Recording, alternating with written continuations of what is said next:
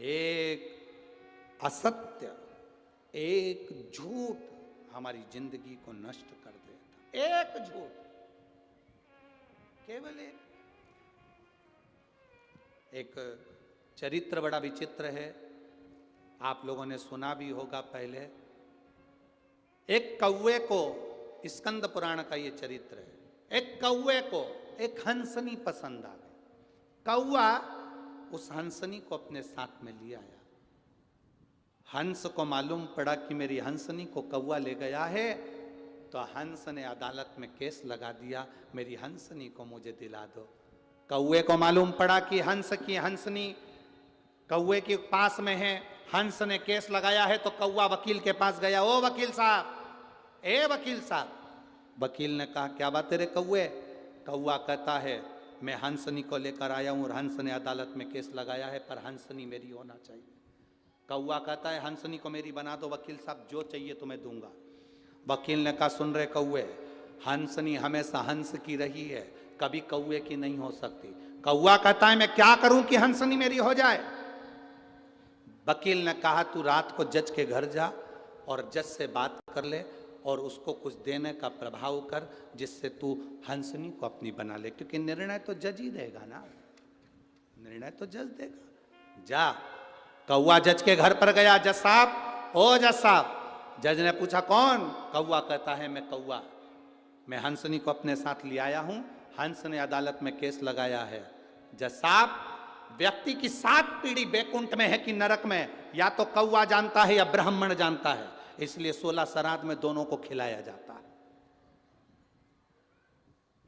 व्यक्ति की 7 पीढ़ी को बैकुंठ में है कि नरक में, या तो ब्राह्मण जानता है या कौवा जानता है, इसलिए 16 श्राद्ध में कौवे को भी भोजन कराते हैं, ब्राह्मण को भी भोजन कराते हैं। मैं कौवा अपनी दृष्टि से देख रहा हूं, आपकी 7 पीढ़ी बैकुंठ में है। अगर जज साहब कुर्सी पर बैठकर तुमने एक निर्णय दे दिया, हंसनी को मेरा बना दिया, तो मैं तुम्हें जीते जी तुम्हारे दादा परदादा से मिलवा दूंगा बैकुंठ में, ये मेरी शर्त है। बस आप एक काम करो, हंसनी को मेरा बना दो। जज ने सोचा इतना सही तो काम था, कौवे की हंसनी बनाना है। जज कुर्सी पर बैठ गया। कुर्सी पर जज बैठा, सुनवाई हुई। जज ने निर्णय दिया हंसनी हंस की नहीं है, हंसनी कौवे की है। पूरा अदालत हाहाकार करने लगी है, कहां का निर्णय, हंसनी कौवे की? पर जज ने निर्णय दिया, लोगों को स्वीकारना पड़ेगा। कौवा खुश हो गया, हंसनी रोने लगी, हंस रोने लगा। जज ने कहा सुन कौवे, मैंने अपना काम कर दिया, अब तू मेरे दादा परदादा से मिला।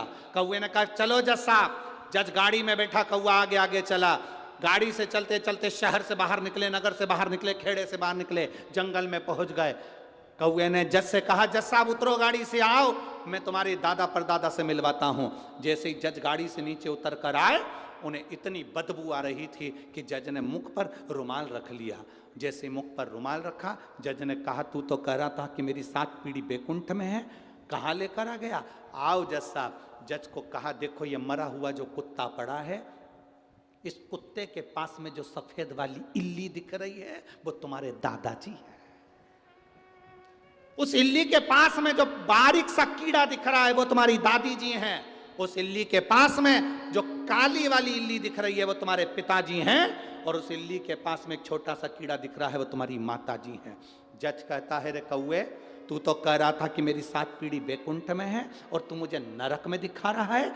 कौवा कहता है जज साहब, जब मैंने कहा था तब तुम्हारी 7 पीढ़ी बैकुंठ में थी, तुमने अपनी कुर्सी पर बैठकर एक निर्णय गलत कर दिया, झूठ बोल दिया, इसलिए तुम्हारी 7 पीढ़ी नरक में गिर गई।